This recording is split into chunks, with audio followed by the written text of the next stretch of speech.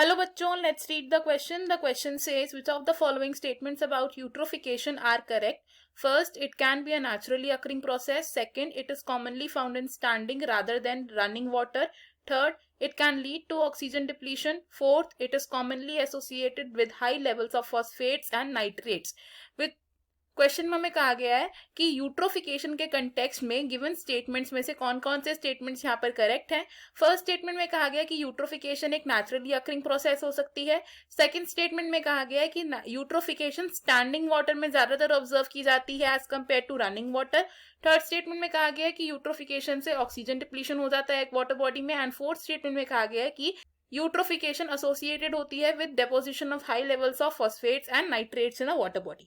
हमें बताना है कि इनमें से कौन कौन से स्टेटमेंट्स करेक्ट है। तो सबसे पहले देखते हैं इस क्वेश्चन में हमारा की कॉन्सेप्ट। तो the key concept for this question is eutrophication.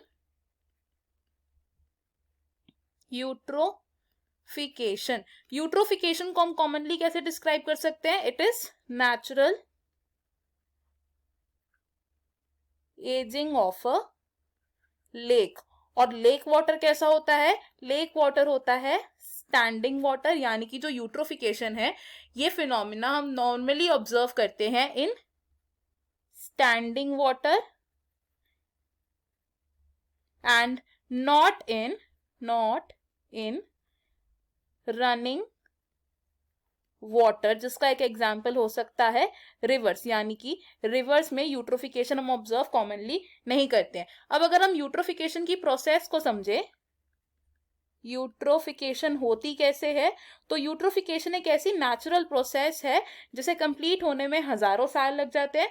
तो अगर हम बात करें एक यंग लेक की, तो एक यंग लेक का जो वाटर होता है उसका वाटर होता है initially clear and cold water, और इस क्लियर और कोल्ड वाटर में धीरे धीरे ऑर्गेनिजम्स डेवलप होना शुरू हो जाते हैं। एंड ओवर द टाइम क्या होता है, कुछ इंडस्ट्री से स्ट्रीम्स आती हैं और वो स्ट्रीम्स ड्रेन हो जाती हैं इन द लेक, और इस ड्रेनेज की वजह से क्या होता है, न्यूट्रिएंट डिपोजिशन हो जाता है इनटू द लेक्स। और ये न्यूट्रिएंट्स होते हैं नॉर्मली नाइट्रोजन एंड फॉस्फोरस। तो नाइट्रोजन और फॉस्फोरस न्यूट्रिएंट्स डिपॉजिट हो जाते हैं इन द लेक। और नाइट्रेट्स और फॉस्फेट्स क्या करते हैं, अब न्यूट्रिएंट मीडियम की तरह एक्ट करते हैं, न्यूट्रिएंट मीडियम की तरह एक्ट करते हैं। और प्रेजेंस ऑफ न्यूट्रिएंट मीडियम के होने से क्या होता है, एक रैपिड इंक्रीज आता है in the production of aquatic bodies, rapid growth of aquatic organisms. और एक्वेटिक ऑर्गेनिजम्स की रैपिडली ग्रोथ होने की वजह से क्या होता है, उस लेक में साइमल्टेनियसली ऑर्गेनिक मैटर का डिपोजिशन शुरू हो जाता है, organic matter deposits in the lake. अब इस ऑर्गेनिक मैटर के डिपॉजिट होने की वजह से क्या होगा कि जो लेक है वो लेक कैसी हो जाएगी, शैलोअर हो जाएगी, यानी कि अब वो लेक इतनी गहरी नहीं रहेगी। और जो लेक का वाटर है, वाटर ऑफ लेक कैसा हो जाएगा, अब ये हो जाएगा वार्म। और वार्म वाटर की प्रेजेंस की वजह से क्या होगा, इस लेक वाटर में अब एल्गल ब्लूम्स भी रैपिडली ग्रो करेंगे। एल्गल ब्लूम्स को न्यूट्रिएंट भी मिल रहा है तो वो सरफेस ऑफ द लेक को एक्वायर कर लेंगे, जिसकी वजह से लेक में क्या हो जाएगा, ऑक्सीजन की कमी हो जाएगी, यानी कि there will be depletion of oxygen. और ऑक्सीजन डिप्लीशन की वजह से ओवर 1000 ईयर्स क्या होगा, ओवर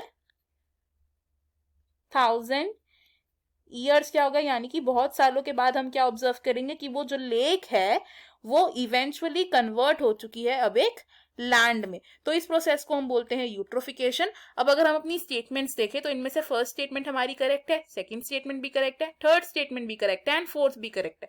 तो फ्रॉम द गिवन ऑप्शन हमारा करेक्ट आंसर है यहाँ पर option D. Option A wrong है बिकॉज सिर्फ थर्ड और फोर्थ स्टेटमेंट ही करेक्ट नहीं है। ऑप्शन बी भी रॉन्ग है बिकॉज हमारी सारों की सारों स्टेटमेंट्स करेक्ट है, ना कि 3 स्टेटमेंट्स। ऑप्शन सी भी रॉन्ग होगा।